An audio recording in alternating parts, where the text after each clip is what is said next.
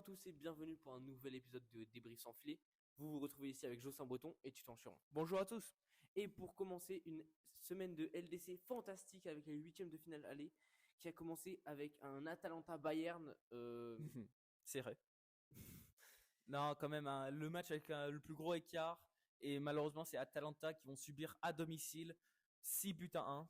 C'est dur, c'est très très dur. Ouais, franchement, une victoire très très large. Il y avait déjà 6-0 au bout d'à peine plus d'une heure de jeu.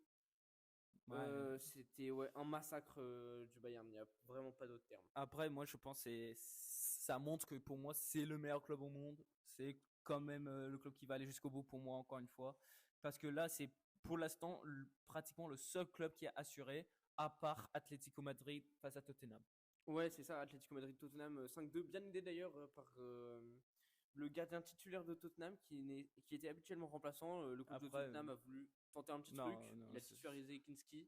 c'est la faute de l'entraîneur. Là, tout le Oui, monde accuse clairement. le gardien, mais tu débutes pas un gardien Qui parce n'a que jamais joué voilà, qui en n'a Ligue jamais. des Champions, en huitième de finale contre l'Atlético. Tu ne fais pas ça. Oui, il a jamais joué tout court et surtout quand ton gardien titulaire c'est Vicario, qui certes n'est pas en bonne forme, mais qui est quand même un jeune bon gardien. Franchement, tu le mets pas sur le banc, mais bon. Après, il y a eu encore un 5 buts à 2 et c'est le côté Paris Saint-Germain face à Chelsea. Mais pour moi, je pense que c'est un des seuls matchs où je pense que Chelsea peut faire l'exploit et remporter le match retour assez bien pour passer. Ouais, après, toujours en Ligue des Champions, on n'est jamais à l'abri de toute façon que ce soit l'Atlético contre Tottenham, Tottenham qui sera à domicile, pareil, Chelsea qui sera à domicile. Oui, on a vu parce que déjà Paris a déjà raté des matchs, que ce soit cette Mm. saison ou les saisons d'avant. Donc oui, c'est sûr, Paris n'est pas du tout à l'abri, même s'ils ont montré un visage pour le coup rassurant Ouais, rassurant, cette c'est semaine. que grâce aux 30-20 dernières minutes du match où ils ont vraiment vu Chelsea dans un moment faible et ils en ont profité. Et malheureusement, c'est ce qui coûte Chelsea très très cher. Mais quand même, je pense qu'à domicile, ils peuvent faire de grandes choses. Pareil pour le Sporting, qui ont perdu 3 buts à 0 face à Bodo Glimt chez eux. Mais je pense que le terrain synthétique a beaucoup beaucoup retenu le Sporting de faire une performance nécessaire pour retenir cette équipe qui est bouillante en ce moment en Ligue des Champions avec 5 victoires consécutives. Ouais, c'est sûr, ouais, le Bodo Glimt, c'est sûr que leur terrain, je pense, a les avantages, non seulement parce que c'est un synthétique, mais aussi parce que le voyage pour aller à Bodo Glimt est très très long. Wow. Si ça a aussi un c'est un, impact c'est pour la un- récupération. Non, mais ça, tout le monde doit s'y habituer, je pense, à ce moment-là. Mais oui, C'est et non plus le seulement ça, terrain. avec toutes les conditions liées je te rappelle que là, à Bodo Glimt, ils sont en trêve hivernale parce qu'il n'y a pas de championnat. Le championnat il va commencer dans 1 ou 2 semaines, je crois, parce qu'il fait froid. Donc c'est vrai que c'est aussi des conditions pas du tout faciles auxquelles les Oui, joueurs du Sporting ne sont pas du tout mais habitués. Et oui. c'est vrai que c'est pour ça qu'on peut s'attendre à une confrontation qui sera peut-être pareille, on ne sait pas, Mm. mais peut-être aussi d'une toute autre mesure. Oui, parce que on rappelle, Bodo Glimt, ils ont quand même battu l'Inter Milan chez eux. Certes, l'Inter Milan, ils avaient des blessés. Pareil pour Atlético Madrid. Mais je pense que quand même, là, le Sporting, ils peuvent vraiment, vraiment répondre fort face à ce club. Et pourtant, ça ne l'est pas le seul club qui, je pense, vont aller chercher la victoire parce qu'il y a eu des matchs très serrés comme le Galatasaray face à Liverpool. Et Galatasaray, chez eux, vont remporter 1 but à 0. Ouais, avec un match assez disputé, pas mal d'occasions, une quinzaine de frappes de chaque côté malgré le petit score. Mm. Donc aussi, on a eu des bons gardiens. Mais oui, après, c'est Galatasaray qui s'est imposé à domicile. Et donc après, ça va être au tour de Liverpool de recevoir. Et je pense que ça va donner un très très gros match. Ouais, Et je pense que mais quand l'une des deux équipes ouvrir le score, après, je pense que ça va partir en couille. ouais, mais surtout, genre Liverpool, ils ont beaucoup de mal avec les gros matchs comme celui-là. Du coup, je pense que eux aussi vont plus paniquer que le côté plus expérimenté parce que on l'a vu Liverpool souffrir dans même des petits matchs comme on l'a vu récemment face à Wolves. Alors pour moi, un gros match comme celui-là, ils n'auront pas les capacités morales et physiques pour vraiment faire la différence. Et en tout cas, je pense que d'autres clubs anglais, parce qu'on rappelle vite fait, tous les clubs anglais n'ont pas remporté leur match. Hein. Ouais, c'est ça, il y en a 5. 4 qui ont perdu et 2 Un, qui ont fait match. Non, 3 qui ont un. perdu et 2 qui ont fait match nul. Oui. C'est ça? Non, Attends. non. Il y en a 4 qui ont perdu Oui, et 4 un qui ont match perdu, oui, nul. c'est ce que je Oui, sais. oui, c'est ça. Et parce que le seul qui a fait match nul, c'est Newcastle Non, face deux à matchs nuls. Barcelone. C'est Arsenal aussi a fait match nul. Ah oui, pardon. Ah oui, mais il y a 6 clubs. Arsenal Newcastle. Oui, il y a 6 clubs, Ouais, 4 qui ont voilà. gagné, enfin 4 qui ont perdu et 2 qui ont fait match nul. Donc les 2 matchs nuls, oui, c'est Newcastle contre le Barça déjà, Ouais. qui a réussi à tenir en échec le Barça à domicile. Et Arsenal, Leverkusen du coup. Oui, du coup. Mais par contre, Arsenal Leverkusen, j'ai été confondu parce que pour moi, Arsenal, ils sont bien aidé par un péno très très généreux, j'ai envie de dire, à la fin de match, parce que pour moi, il est très très limite. Parce que certes, il y a un tout petit contact, mais après, franchement, il tombe tout seul. C'est très très ridicule. Un peu comme le Barcelone, mais le Barcelone, Dani Olmo, il est vraiment allé le chercher avec la virgule et il a provoqué le joueur. Et puis voilà, c'est le jeu celui-là, mais je pense que celui du Barça est quand même beaucoup plus mérité que celui de Arsenal. Oui, mais en tout cas, ça promet deux très belles affiches, puisque là, pour le coup, les deux équipes vont repartir au retour sur un pied d'égalité. Oui. La dernière affiche qu'on n'a pas encore parlé de ces huitièmes de finale aller, c'est le Real Madrid qui a affronté Manchester City avec une victoire écrasante, encore une fois, du Real. Beaucoup de gros scores sur ce huitième aller. Ah ouais, 3-0. mais pour moi, celui-là, c'est vraiment, c'est vraiment une image comme quoi le fait que Kylian Mbappé n'est pas sur le terrain, ça ouvre la porte à beaucoup d'autres joueurs, comme Vinicius, mais lui n'a rien fait, mais surtout à Valverde qui, franchement, a fait le match de sa carrière, je pense là. Un triplé avec 3 buts qui sont juste magnifiques. Franchement, une longue course pour ensuite dribbler le gardien, même si Donnarumma il fait un peu n'importe quoi. Après, il y en a un où c'est une frappe de mi-distance, un peu croisée, et après, il y a un sombrero pour ensuite finir. Tout ça dans la première mi-temps, c'est franchement énorme, surtout face à un club comme City. Ouais, c'est vrai que, comme tu as dit, ça repose encore toujours la question de est-ce que le Real est meilleur avec ou sans Mbappé? Parce que même si Mbappé, du coup, c'est plus de la moitié des buts du Real, c'est vrai qu'on a eu aussi ces interrogations quand il était à Paris. Est-ce que Paris est meilleur avec ou sans Mbappé? Et la saison d'après, on a vu qu'ils étaient peut-être meilleurs sans. Mm. Et donc c'est vrai que Mbappé, c'est un joueur qui prend beaucoup de place. Et donc toujours après, on peut se demander est-ce que vraiment c'est positif en fait qu'ils prennent toute cette place? En tout cas, je pense qu'on verra bien par la suite avec le retour de Kylian Mbappé dans le futur proche.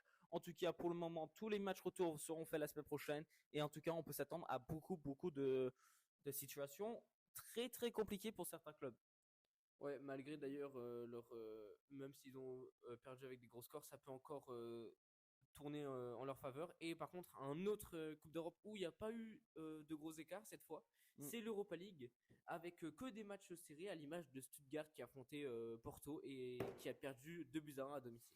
Oui, pour moi, je pense que c'était un peu prévisible. Le fait que ce soit à domicile pour Stuttgart, ça fait mal, mais surtout Porto, ils sont juste très très solides cette année. Mais surtout, il y a eu plus de surprises pour moi. C'est celui surtout de Betis qui, eux, vont perdre 1-0 face à Panathinaikos. Et ça, certes, c'est à l'extérieur, mais ça va être très très difficile à revenir.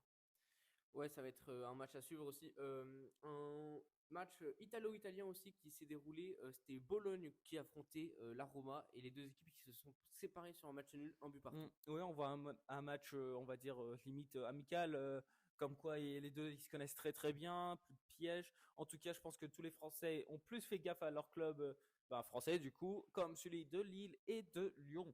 Lille qui vont perdre 1-0 et Lyon qui vont faire un match nul. Ouais, c'est ça. Deux très grosses affiches pour les deux. Lille, ça risque d'être très très compliqué. On sait, ils sont en très mauvaise forme depuis le début de la saison. Enfin, depuis la saison de 2026, de Et 2026. ça pardon. revient de petits à Ça petits. revient un peu, mais toujours ils ont du mal à marquer. Je suis même pas sûr qu'il y ait une fois où ils ont marqué deux buts depuis le début de 2026. C'est à regarder, mais une fois Si, max. si, Une si. fois, voilà, c'est arrivé Bah, une fois. oui, Oui, peut-être une voilà, fois, c'est oui. arrivé une fois, donc c'est une équipe qui est vraiment pas en forme. Alors en plus, aller chercher une victoire à Aston Villa, je pense que ça va être très compliqué pour Lille. Aston Villa sont aussi en mauvaise forme en ce moment, je tiens à dire, parce que eux ils sont à une victoire sur les 5 derniers matchs et c'est sur de Lille. Quand Lille sont à 3 victoires sur les 5 derniers matchs. C'est vrai. Et pour moi, c'est pour ça, genre, certes, Lille sont plus en difficulté si on prend depuis 2026, mais récemment, c'est pour ça ils ont pu faire face à Aston Villa, surtout un club qui ne sont pas vraiment amis, hein, puisqu'il y a 2 ans, Oui. on rappelle, éliminé par eux en Europa League également face à Martinez en tir au but qui a aussi provoqué. Du coup, là, il y a des petites tensions. Et c'est un peu pareil face à Celta Vigo, face à Lyon. Certes, il y a moins de tensions collectives, mais surtout individuelles, car le Celta Vigo a eu un peu de colère envers Hendrick, et on l'a vu sur le physique et de partout sur le terrain. Mais en tout cas, je pense que Lyon est plus défavorisé au niveau des blessés, car ils en ont encore ajouté un, leur jeune Rémi Imbert durant ce match, et ça devient très très compliqué là-dessus. Après, oui, c'est très très compliqué, mais on voit depuis un certain temps déjà, parce que le Lyon, même s'ils sont sur un petit creux là, ils ont quand même su déjà faire preuve de beaucoup de résilience. Ouais, ils sont sur un bon creux comme Bah aucune non, victoire sur les 5 oui, derniers voilà, matchs. c'est ça. Ça commence à être compliqué. Mais enfin, moi je pense que Lyon, ils ont encore rebondir. Surtout que là, ils ont réussi à accrocher le Celta, qui est quand même une très grosse équipe, à l'extérieur. Ils seront à Et... domicile donc la semaine prochaine. Donc je Oui, pense que ça va être une toute autre physionomie et de match. surtout, le Betis et Celta vont être en grosse difficulté parce que ce week-end, ils s'affrontent pour la 5e place. Et du coup, les deux équipes ne peuvent pas vraiment se mettre au repos. Mais surtout, genre, tu dis que Lyon est en position pour vraiment remporter, mais il leur manque vraiment, genre, 6 attaquants, 2 défenseurs. Franchement, ils sont en manque de joueurs, mais énorme. Genre là, ils ont fait jouer Steve Congo, un jeune de l'académie, pour la première fois. Certes, c'est l'homme du match, mais franchement, prendre des risques comme ça en Europa League, 8e de finale, il y a peu de gens qui ont la capacité de faire ça, et c'est seulement grâce à l'académie qu'ils peuvent le faire. Mais on verra bien au match retour à domicile cette fois-ci. Lille qui, eux, vont jouer à l'extérieur malheureusement, mais bon, on espère pour eux d'éliminer les favoris, peut-être. Ouais, après, sinon, sur les autres gros matchs, on a eu Fribourg qui a perdu face à Genk, 1-0 pour Genk. Alors que Nottingham Forest et aussi ont perdu à domicile en plus face au club de Midtjylland. Non, mais moi je suis content de voir Tottenham et Forest perdre. Aucun des deux mérite de gagner vu leur perf en première ligue, parce que là ça commence vraiment à tourner. Comme quoi les deux ils deviennent n'importe quoi, parce que je te rappelle, il y a Forest ex aequo avec West Ham pour la zone relégable, et il y a Forest et Tottenham pardon à un point. Du coup, ces deux clubs, c'est comme United et Tottenham la saison dernière, ça a fâché tellement de monde. Pour moi, c'est plus que mérité qu'ils se font éliminer là maintenant, et en plus relégués en première ligue, parce qu'ils jouent avec du feu, ils se méritent de se faire brûler. Parce que là, c'est ridicule ce qu'ils font. C'est tous les ans pareil pour les clubs anglais. C'est soit tu mets moins de clubs en Coupe d'Europe et tu joues le championnat, je sais pas, soit tu fais un effort. Mais voilà, parce que c'est insupportable. Mais malheureusement, en Conference League, ceci ne va pas continuer parce que Crystal Palace, eux, vont faire aussi un match nul.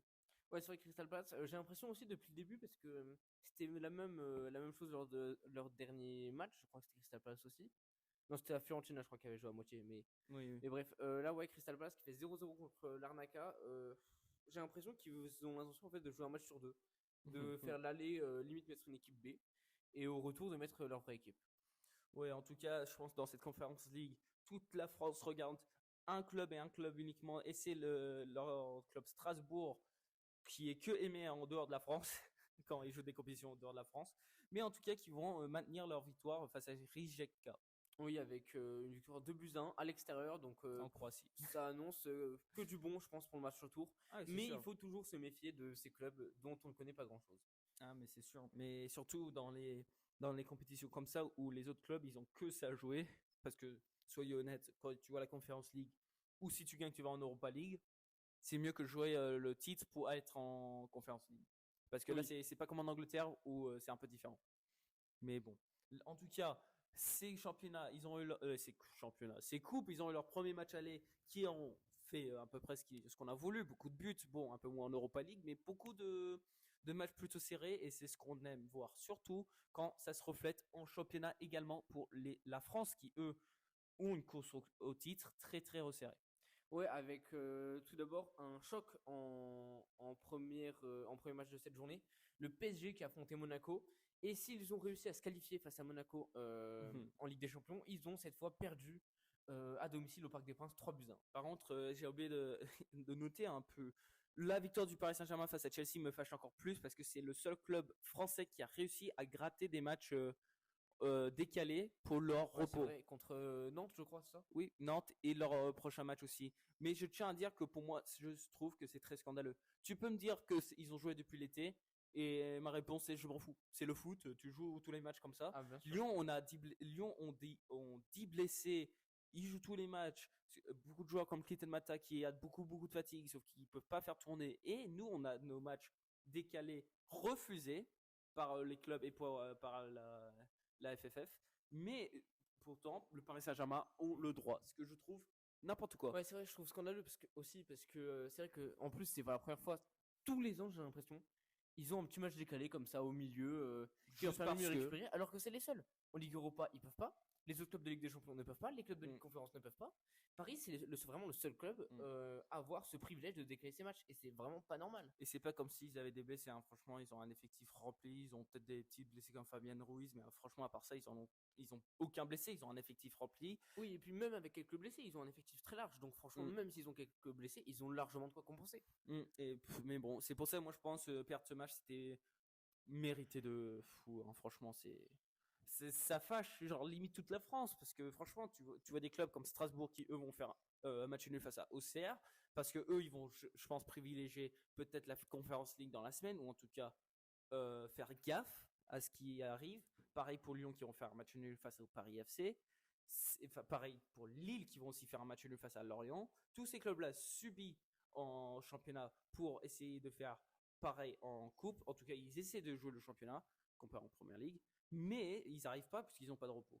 Et je ne sais pas pourquoi le Paris Saint-Germain devrait être le seul club à avoir ce privilège de bénéficier d'une aide. Alors que c'est peut-être le club qui en a le moins besoin en plus. Non, mais c'est pas peut-être, c'est le club qui C'est en a clairement le club qui en a le moins besoin. C'est ceux qui ont le plus de moyens, le plus de joueurs de très grande qualité, en tout cas sur le papier.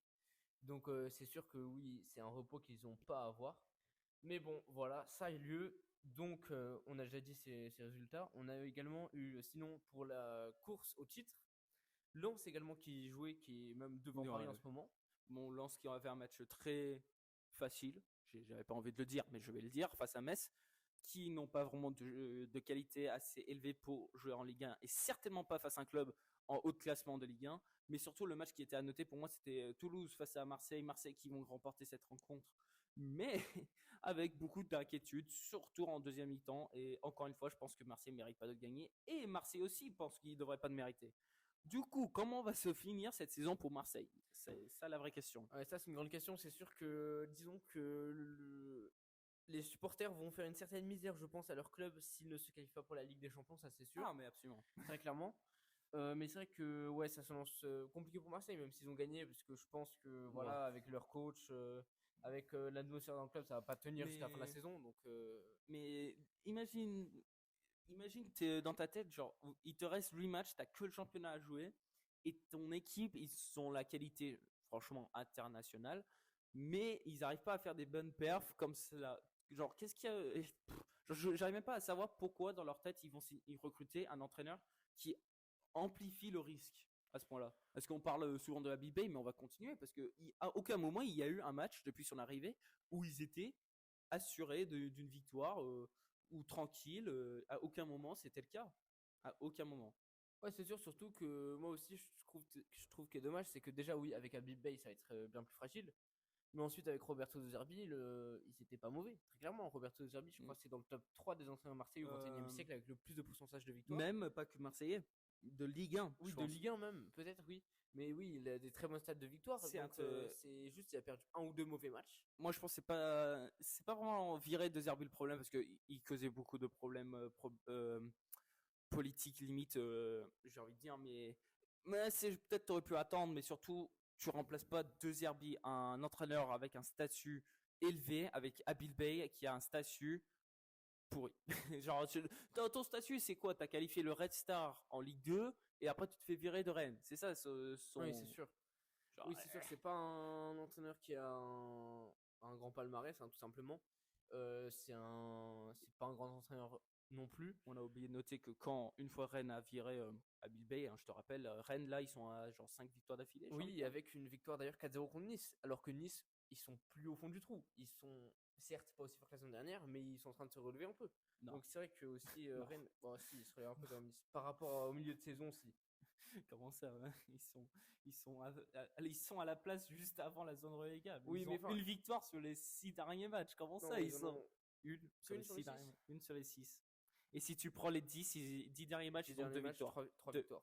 Ouais, 3, pardon. 3.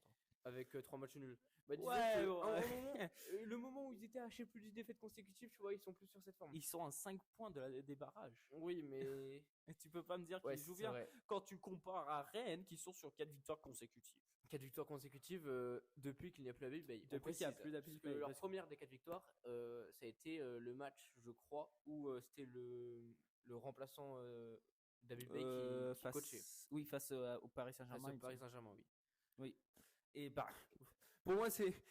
Tu vois ça et tu te dis pas, ouais, avec Marseille, il fera beaucoup mieux. Non, c'est sûr que non. Mais bon, on va voir comment ça se finit cette histoire. Pour moi, j'ai pas envie de dire que ça sera mérité pour Marseille en tant qu'anti-marseillais, mais je pense que ça peut être une histoire un peu drôle. Comme l'histoire de Lyon relégué. Pour moi, ça a créé une bonne ambiance, peut-être. Mais pour moi, c'est une histoire qui pourrait s'écrire. Parce que pour moi, ils n'ont pas vraiment des matchs simples à venir, hein. Leur prochain match, c'est Auxerre, après il y a Lille, après Monaco. Ça devient très très dur. Très très dur pour Marseille. En tout cas, oui, au tableau, c'est une fin de saison qu'il faudra suivre. Donc, pour finir avec les matchs de Ligue 1, il y a Angers qui a gagné 1-0 face à Nantes et Brest qui s'impose 2-0 face au Havre. Mm. Et donc, au classement, ça donne donc. Ah non, Paris a un point d'avance sur Lens. Je pensais Oui, que Lens toujours. était représenté, mais Oui, non, Paris bien a sûr. toujours un point Non, d'avance parce sur qu'ils Lens. avaient 4 points avant la journée, Oui, c'est vrai. puisque Lens ont perdu. Et donc ensuite, on voit un vrai écart, hein, avec Marseille qui a 49 points alors que Lens en a Mm. 56. Bon, oui, un bon écart en tout cas. Et après, l'écart surtout entre Lyon et la 5e place, c'est resserré car Rennes en bonne forme et Lyon qu'on a vu est pas en très bonne forme en ce moment. Bah maintenant, il y a 3 points d'écart et Lille juste derrière pour les places européennes et Monaco aussi qui revient. Parce que... Monaco qui revient fort aussi, qui avait eu un petit trou, qui était milieu de tableau, qui est maintenant 7ème à seulement un point de Lille. Et après, il y a un petit écart malheureusement. Bon, il n'y a que 4 points, ça se fait encore vite. Encore un petit écart, j'ai dit. Oui, c'est un J'ai petit dit écart. c'est un petit écart, assez notable. Alors que, ouais, au bas de tableau, avec toujours aussi des écarts entre le barrage et Nice, même s'il y en a un peu moins qu'un moment. Mm. Donc, Auxerre barragiste avec 19 points, Nice en a 24, premier non relégable. Oui. Derrière, les deux clubs relégables sont Nantes et Metz, toujours. C'est pour ça que je comprenais pas trop quand tu disais Nice. Bah, disons que je dis qu'ils reviennent en forme par rapport à vraiment, tu vois, leur gros trou en fin 2025. C'était vraiment. Ouais, super, maintenant qu'ils ont plus de Coupe d'Europe, quoi. Oui, voilà, c'est ça, exactement. En fait, c'est le fait qu'ils ont moins de fatigue. Oui, voilà, mais oui, bon, je pense quand même qu'ils seront pas relégués à la fin de la saison, Nice, je m'inquiète pas pour eux. moi, je pense que je suis plus qu'inquiété pour eux parce que quand même, c'est pas un mauvais club en soi, ils ont un bon effectif, mais moi, si je suis niçois, je suis très inquiet parce que Auxerre, ils ont de bons joueurs, ils ont de l'envie. Bon, après derrière, ça devient très très dur, mais quand même, ouais, ça va être dur. En tout cas, ça va se jouer à rien du tout, je pense, quand même. Ouais, et donc du coup, on peut ensuite passer du côté de la Liga qui s'est jouée ce week-end, avec donc déjà les grosses équipes du championnat qui se sont imposées, que ce soit le Real 2-1 face au Celta Vigo ou le Barça qui s'est imposé aussi face à Bilbao 1-0. Et ouais, franchement, encore une fois, une course au championnat qui va se finir sur peut-être l'avant-dernière journée, puisque là, on a plus d'un match d'écart au classement avec le Barça qui mène. Mais surtout, après, ce que j'adore voir avec ce championnat, c'est l'écart qu'il y a après pour le prochain club. Ouais, c'est sûr. Après, tu as Villarreal et l'Atlético qui ont 8 et 9 points de retard sur Real. Et puis surtout, le plus gros écart, c'est après. Parce que le plus gros écart, c'est entre la Ligue des Champions et l'Atlético et la Ligue Europa et le Betis. Il y a 11 points. C'est vrai que c'est. Et c'est de qui on parlait, c'est le Real Betis qui, eux, ont perdu face au Retafe. Et après, il y a Celta qui ont perdu face au Real, comme on l'a dit. En tout cas, ces deux clubs vont ensuite s'affronter ce week-end et ça peut tout changer, hein. Parce que si Celta gagne de plus de 2 buts, non, juste de 1 but, hein. Si Celta gagne, ils prennent la place. Aussi simple que ça. Ouais, aussi simple. Ensuite, sinon, toujours au tableau, l'Atlético s'est imposé 3-2 face au Real Sociedad dans un match très très serré. Et en tout cas, dans ce championnat, comparé à la Ligue 1, c'est surtout la dernière place pour la zone relégable qui est très resserrée car Alaves est 16e avec seulement 3 points d'écart et Alaves vont perdre face à Valencia avec 2 cartons rouges. Du coup, ça va leur pénaliser pour le futur. Mais après, il y a juste derrière Elche qui ont 1 point et Mayor qui est la place qui occupe la dernière place dans cette zone relégable. Et donc, c'est bon pour cette journée, je pense, enfin cette semaine de foot. Et donc, on espère vous retrouver la semaine prochaine sur Débrief sans filet pour tout simplement voir quelles équipes se sont qualifiées en quart de finale de Coupe d'Europe. Oui, au revoir à tous. Au revoir à tous.